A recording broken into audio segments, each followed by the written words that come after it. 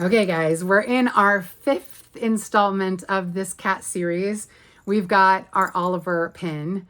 I don't know why I jumped over Dinah, but whatever. I started with Figaro down here. I don't know. I don't know how this started, but anyway, long story short, my niece pulled this pin out of a GameStop, a box at GameStop, and she loved it, showed it to me, and I was like, oh, those are so cute. And I wasn't even really collecting pins at that time, and then in the end, I wound up getting all these pins. Anyway, and I got a bunch of duplicates because my niece wanted Figaro. So then I had all these duplicates. But the good news is I'm able to now make a pin craft that I can share with you guys now here. So it's pretty cool. I'm actually really excited about it. So thanks so much for watching, and I can't wait to show you Oliver's because to me, he's my favorite one, but that's because he's my favorite cat of all these up here. Yeah, he's the favorite. He is my favorite. Figaro's probably second, but I just love him anyway. And Marie's pretty cute and sassy. Anyway, I appreciate you guys. Thanks for tuning in. Remember, I would love it if you learned how to make it. And oh, and any of these will be available for sale. The crafts will be available for sale in my Whatnot if you would like to go and pick them up there. Depending on when you're watching this video, it should be there. If not, you can message me or follow for the shows and see what I might have available. And but yeah, I'm super excited to show you. So, all right, well, thanks so much for tuning in, and I will catch you guys soon. Hey guys, so here's our pin. It even jingles. It's so cute how they jingle. Like, I just love them so much. I love Oliver. I love Oliver and Company. He's just the best. Hey guys, so here's our paper.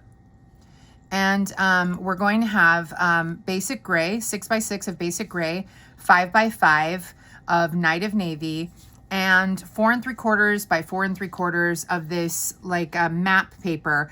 I can't remember the name of this paper. I will go ahead and I will Google search it to see if I can find it. It's from Stampin' Up. And remember, now this is retired. This paper here, the cardstock is not retired. You can find everything. If you shop at FabulousStamper.com and click shop with me, you can find this nice cardstock at FabulousStamper.com. The cardstock, the reason why I talk about it being better, or just talk about it in general, is the ink goes all the way through the paper. When you buy certain types of cardstock that are lower quality, when you rip it, it's white in the middle, but that doesn't happen with Stampin' Up cardstock because the ink goes all the way through the paper. It's not dyed just on the very top. So we're gonna go ahead and we're gonna glue these layers together. I love Stampin' Up products. I've been using them for, gosh, I guess probably close to 2 decades now. Yeah, I guess it is like 2 decades, almost 2 decades now. I've been a demonstrator for, I think, almost 10. And that just means I'm kind of like a representative is another way to say it. Like, I don't sell it in a traditional sense, like Avon style, but I guess it's kind of like Avon style. You know, it's a multi-level marketing kind of company. And so I earn percentages and stuff when you buy the supplies from them. But yeah, so, all right. So let's go ahead and layer, just putting our layers together. Nothing too crazy. This is going to go on a 3x3 frame. Let me get it centered, make sure it looks good.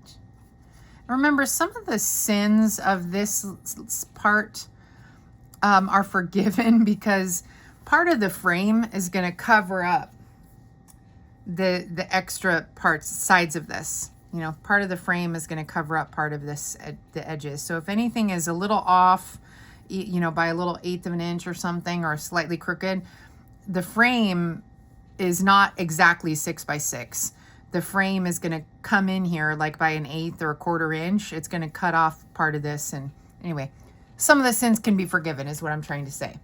That's what my grandmother would say. I don't know how to say it in another way that would be more PC or whatever. So, all right, so that's our basic layer. Then the next step, I've got the hot glue going, so I might get that started. Yeah, the hot glue is already hot. So I want to make our little cat scratcher part. So here, let me move this over so I don't bend it or whatever.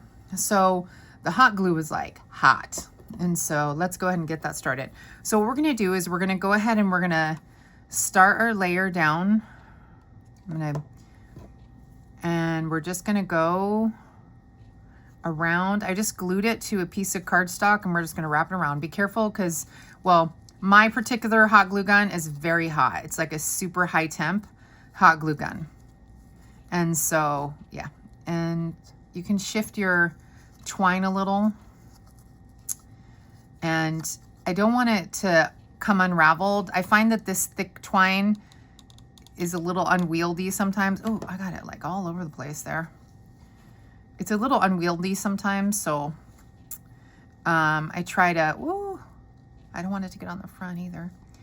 I got it on my fingers. Luckily I didn't burn my finger. It's just to try and keep the twine from unraveling is what you're doing. You just want to make sure the twine doesn't unravel. And I'm making it kind of tight because I want I want it to look like a little cat scratcher, you know? And when I use twine on some of the other cats, I leave a little bit of spacing because I like the look of that. Like on Marie's, I had like a little bit of space in between because I wanted a little more pink to come through. All right, let me add a little more there. Ooh, this glue gun is working overtime. My glue guns are pretty old, so it could be that they're just kind of, I mean, glue guns can last forever. I'm actually throwing away one because it's getting a little sketchy. I'm a little worried about it. I'm not worried it'll catch fire or anything, but it's either dripping glue all the way out or it's not making glue. So something's up with it. It's malfunctioning, obviously, so it's probably better just let it go. I think I got it from Amazon for like $2 or $3. I've had it for a decade. So I guess it's about time to let it go. I think this might be enough. It's hard because I don't want it to be too short, but I want the hot glue to, ooh, ow, ow, ow, ow. Just burned my finger on that. The dangers of crafting. We're not going to make it as tall as this, but I think that's going to be just about the right height. Let me get my Figaro, kind of see how tall. Yeah, I think we're okay. This is the Figaro one I made. I'm pretty sure I already posted a video of this one. Yeah, no, I know I posted a video because I had to go back and fix it. YouTube in there. The copyright, you know, music copyrights killing me. So I had like 300 views on my little Figaro reel and I was all excited. And then they decided to say I had a copyright strike. Not strike, but just a copyright of the music I had used. But the thing is, the music is actually free. But the AI is saying it's not free. Because I think what's happened is a company has taken free domain music and uploaded it into their program and claim, they kind of can claim that they own it, but they don't because it's actually public domain. I got it from the Library of Congress website, which means it's free.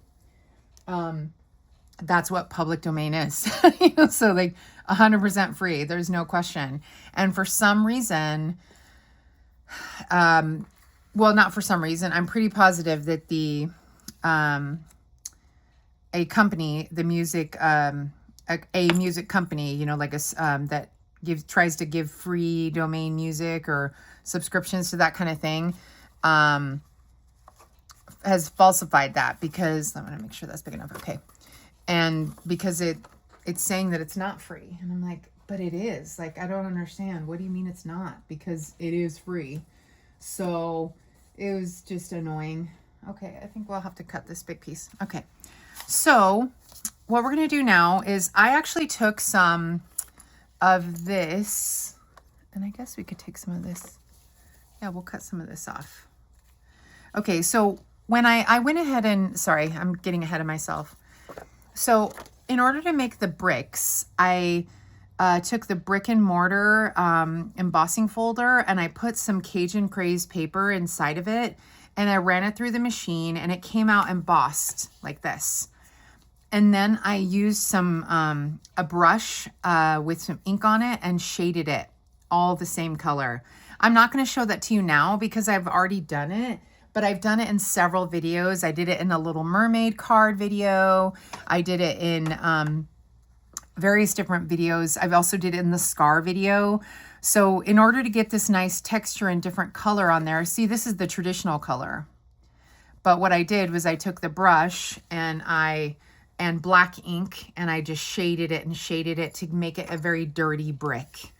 And I cut this little piece because I think it's big enough for our little Oliver head. And so we're going to use that one. Let's make sure it's going to be big enough for our little, yeah, that's going to be good for our cat scratcher. And then we need to trim off another piece. This is a scrap I had from earlier. So let's go ahead and trim a piece off of here. So that's what I'm going to do really quick.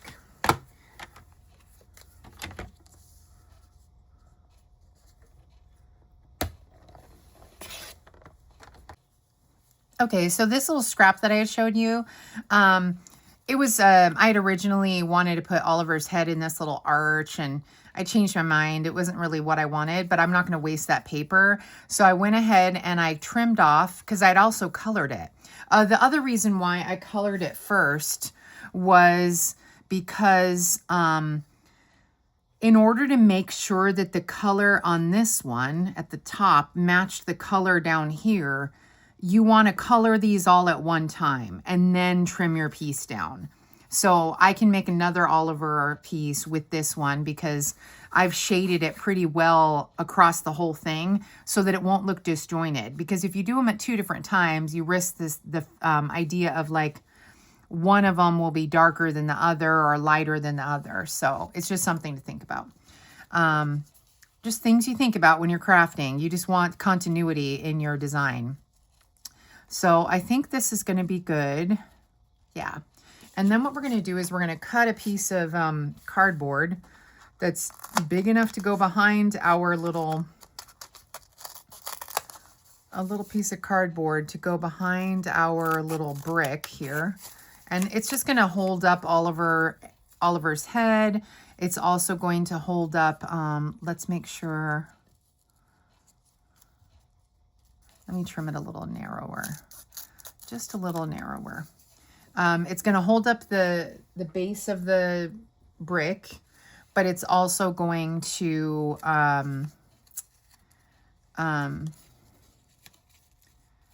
it's also going to make sure it's puffed up above this thick twine.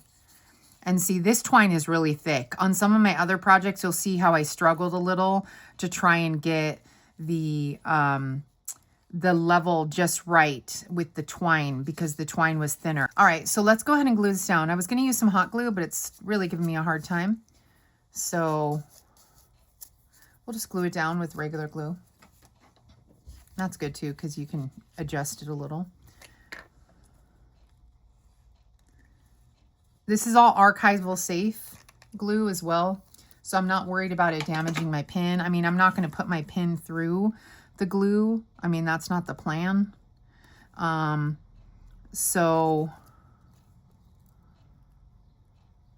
see, you just want it to have a nice, it's going to brace your brick, but it's also going to have a nice cushion for when I push Oliver through. The good news is, like I said, the glue is archival safe, so it's not going to damage your pin or anything like that. So if you ever wanted to take it apart. And the other thing we need is we need a little piece of, here it is. We're going to glue down a little piece of chipboard behind this piece.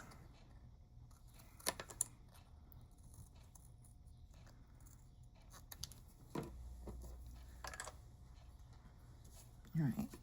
So that's going to get glued down as well, except I think I want to do my, it's like tricky. You want to get all your pieces together.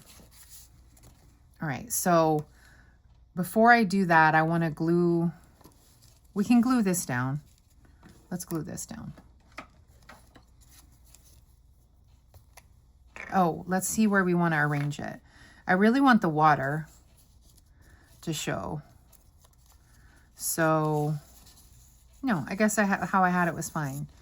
So you just want to pay attention to the pattern on your paper.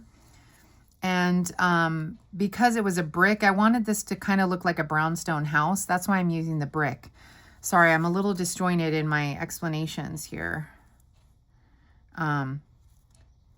The brown the brick is like a brownstone house in New York. And that's, you know, if you don't know, brownstones are those red brick buildings that you see in all the New York movies, you know, and TV shows. Those are called brownstones because the stone is brown. You know, the bricks are obviously like a brown color. And so that's where the name comes from. All right, so we got him there. And then we're going to be tucking this behind. And then let's see about this on the top here. I think a little bit further up will be fine. I'm going to go ahead and trim this off, because this is going to kind of hold up. It's going to help hold up this little piece here. But I want to have a little piece of twine hanging down. So why is that like that? Okay. We'll hold off on that in a second. Let's go ahead and get our twine out and our little dog bone. So there's this little dog bone piece that I thought it would be fun to have it as like a little cat toy. So I'm just gonna thread I might need to poke it through with a little tool, yeah. So I have this little, it's called a piercing tool. You can use a needle or tweezers. Just be careful you don't poke your finger like I almost did just now. And so you're just gonna thread your twine through. So sometimes it's better to go not from the end, but from like a middle area and then thread it through. Come on, go through. It is not behaving. I wish, come on. There we go. There we go. All right. So you can use all kinds of tools and stuff to try and get it through there. And I'm going to tie a little knot, but then we're going to try and hide the knot. So we're going to tie a knot, a double knot, make sure it's nice and tight. And then we're going to hot glue the end down when we trim it so that you don't have any tags. Okay, so I've got a nice knot going there. I think I'm going to tie one more, to be honest. I just don't want it to come undone. And then, all right. I'm sure people know better knots than this, but I don't. So I'm using what I know. And what I'm going to do on the back is I'm literally just going to touch the base of the glue, of the hot glue gun to the back. You don't want to like squeeze a ton of glue on it, but you just want the hot glue to kind of seal your knot. That's all it's doing. It's just sealing the knot. It's not an extensive like type of technique. I'm sure there's better techniques. This is just what I know. So, and then I'm going to take my fabric scissors real quick and trim that tiny bit of twine. Just trim it off.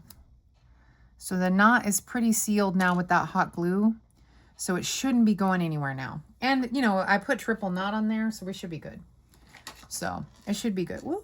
I forgot I didn't trim it off. Okay, I'm about to drag my twine away and the little dog bone with it. Okay, so the other thing I want to do quickly before I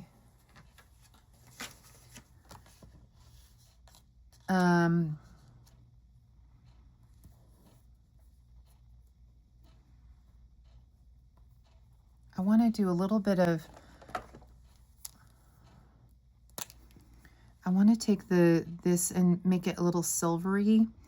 It's a little tarnished, this little bone, and so I thought using this is available on FabulousStamper.com. It's called a Wink Stella, and it's essentially just like a little glitter pen, but it's a really delicate glitter. As you can see, if I'm going to zoom in, so you can see it's just a very delicate glitter. And I just like the idea of adding this tiny bit of shine to this little dog bone because, you know, Oliver becomes friends with all the dogs. So it made sense to have a little dog bone instead of a fish or something, because even though he's a cat, Oliver and Company has all the dogs, you know. So I'm putting quite a bit of glitter on here. I'm just going to let that dry for a minute. It doesn't take too long to dry. Just let it give it a few minutes. But I'm also going to have it, I'm going to glue it between this and this. So we want it to hang down on the edge here. So I think I can do that while it's drying. So we want it to hang down on the edge here. So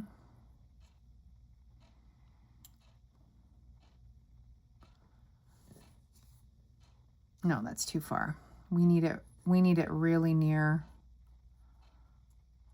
And it's only hanging down like the tiniest bit. It's just enough to dangle because you don't want it to hang down too far.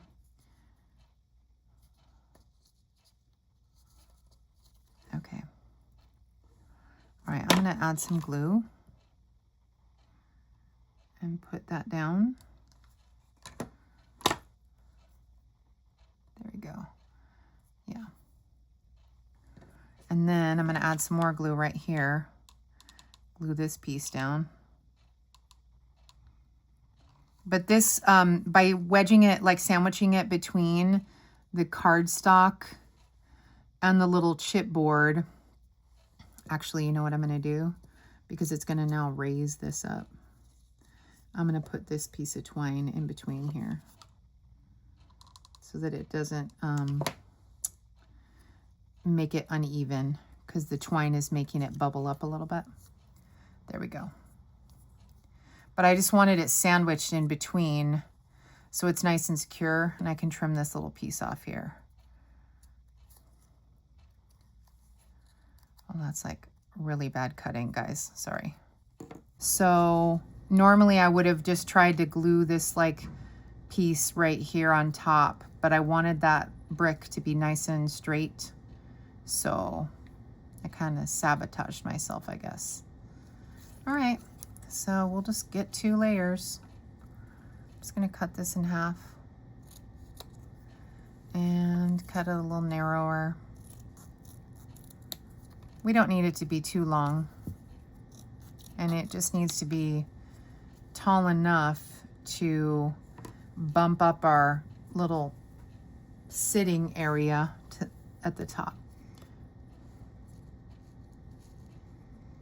There we go. Yeah, that's gonna work. Okay, so we can glue this down. I like having it here on the side. I like this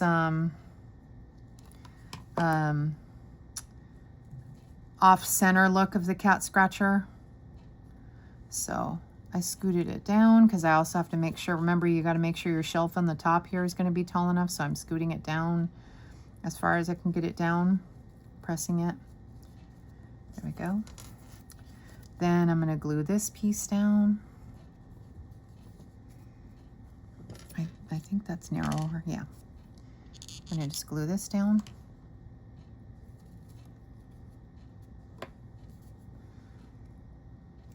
And we're going to glue this down.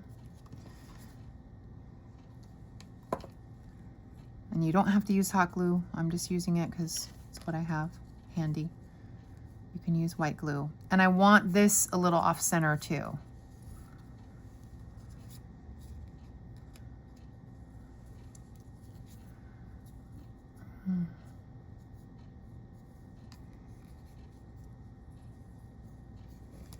It's looking crooked.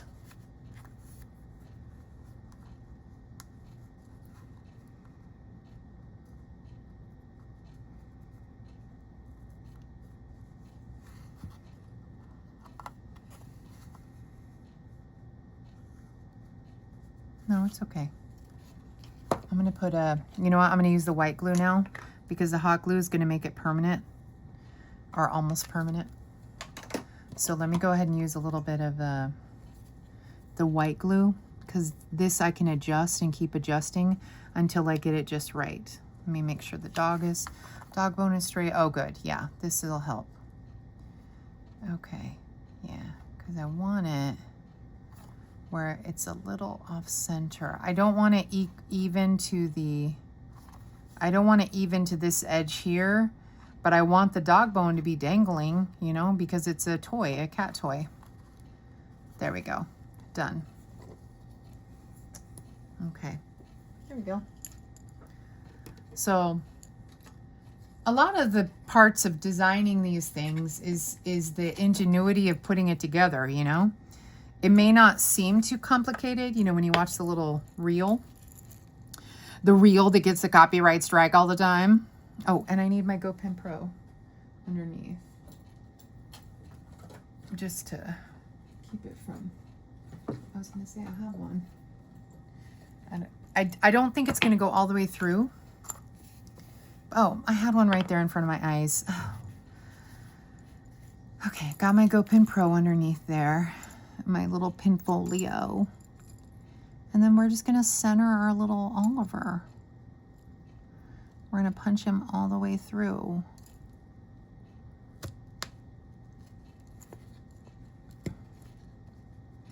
Okay.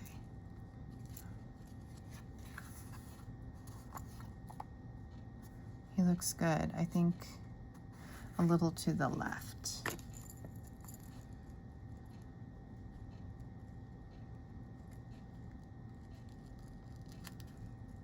There we go. Yeah, he looks good. Now, what I'm going to do is, I should have done this before, is I'm going to put a couple glue dots on the back here. Again, these are archival safe. I don't want you to think I'm damaging anything, you know, as far as the pin goes, you know, because if you decide you hate this and don't want your pin, want the art, I'm okay with that too, you know, like I want you guys to have what you want, but I haven't damaged your pin. All right, so let's put some glue dots. I'm going to put one, maybe two glue dots to make sure he doesn't slide around. It's just to kind of hold it in place, essentially. There we go. So let me put them back in. And let's lift him out. Yeah, there we go. Yeah, and so he's peeking out a little in the back, but that's okay. All right, so we've got that. And we need our frame. So this is a frame I got from Amazon.